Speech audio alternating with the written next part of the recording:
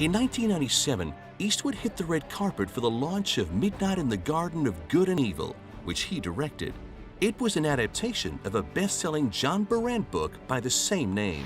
Yeah, it was good. You're trying to live up to the bestseller image of the book, which John Berendt's chronicling the book. Right? Do these premieres still make you nervous? Yeah, a little bit. Yeah, let's kind of do the gauntlet here. The film starred John Cusack and Kevin Spacey. Oh, he's a master. He fills you with such confidence. He makes you feel like you actually know what you're doing. It wasn't really shot really fast. It was shot economically. I mean, he just doesn't waste a lot of time, you know, like a lot of directors will do. Allison Eastwood, Clint's daughter, played the role of Mandy Nichols in the film. It's very natural. You know, I've grown up with him. I've grown up watching him. I've been directed by him before, so it was really natural and wonderful. Arnold Schwarzenegger dropped in to lend his support. Whatever movie he does, I'm there for the opening of the movie because he's a good pal and he's my mentor. Despite Schwarzenegger's support, reviews of the film were mixed, and its performance at the box office was disappointing. Space Cowboys was released in 2000. Eastwood produced, directed, and acted in the adventure comedy. This older, star-studded cast featured James Garner, Donald Sutherland, and Tommy Lee Jones. Space Cowboys was received well by the public and made over $120 million worldwide.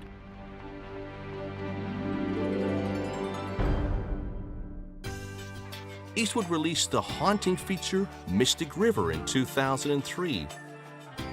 Based on the novel by Dennis Lehane, it tells the story of three childhood friends who are reunited as adults when one of their daughters dies. Mystic River opened to widespread critical acclaim and was nominated for 6 Academy Awards, including Best Director. Clint assembled an all-star cast, including Tim Robbins, Sean Penn, Kevin Bacon, and Laura Linney. I was very, very lucky that this particular cast was not only available, but were enthusiastic. I think almost every player, without exception, were all first choices.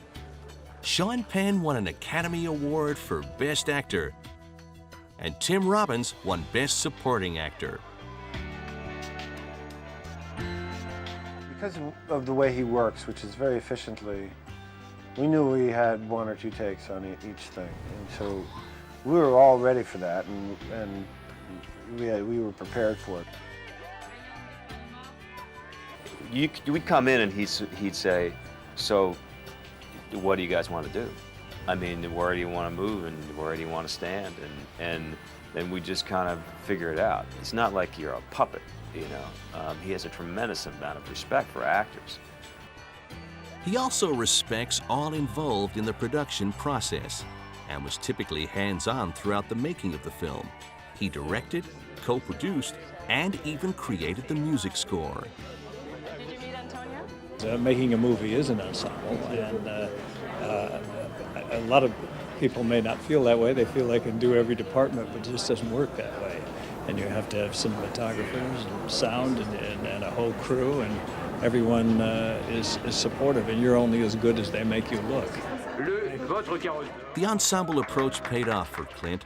Mystic River was nominated for Best Director and Best Picture at the 2003 Academy Awards and won Best Picture at the annual National Board of Review Awards in New York. The leading actor category, direction category, and is one of the producers of Best Picture nominee $1 Million Baby, Clint Eastwood. In 2004, Eastwood won 2 Academy Awards, Best Picture and Best Director for $1 Million Baby. Starring Hilary Swank, Morgan Freeman, and Eastwood, $1 Million Baby is the story of an underappreciated boxing trainer helping an underdog amateur female boxer achieve her dream of becoming a professional. Becomes a great, well, I hope it's great anyway, it becomes a love story, but not a romantic love story, but more a father-daughter love story. And it's the daughter that he missed in his life, and she's the father that is, I mean, he's the father to to her that she lost at a very early age and doesn't have that connection anymore. Morgan Freeman and Hilary Swank won Oscars for their performances in $1 Million Baby and clearly relished the direction of Eastwood. First and foremost, he is a great human being, and I think that he is really connected to people, and he has no superiority complex, and because of that, he treats everyone as equals and believes in the people that he hires, and it makes you believe in yourself, and it's just an amazing gift. Having come up in that side of the business, I'm very, very sympathetic to the securities and insecurities, the securities that are necessary and the insecurities that are unnecessary to make a good performance. And so what I do is I let the actors bring a lot to the table. When they bring something that's good, it's fine, and when they bring something that's not quite so good, I make adjustments to it. Clint Eastwood directing. I'm working with Clint and Hilary and an ensemble cast of really terrific actors.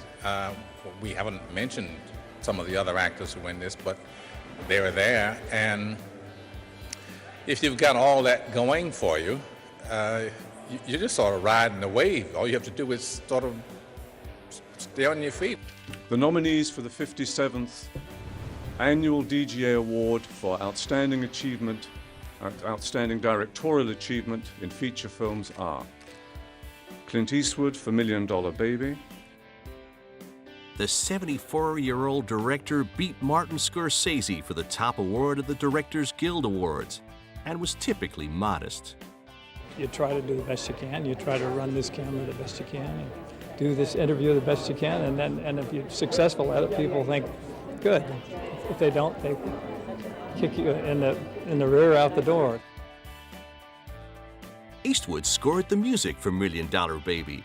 His musical vision was honored at the 19th Annual Film and TV Music Awards in Los Angeles. I always loved music growing up. I never practiced like I should, so I became an actor instead. But I love it. I think it is a great asset to films, and a good score can be an asset, and a bad score can be a detriment. So it's just the appreciation of the talent is right here.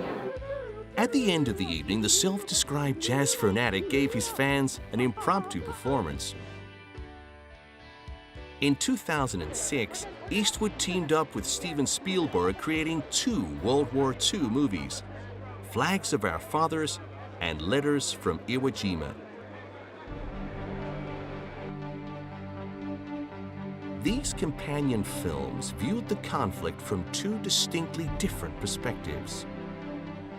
Flags of Our Fathers explored the American side, telling the story of one man's efforts to learn more about his father's involvement in the raising of the U.S. flag at Iwo Jima.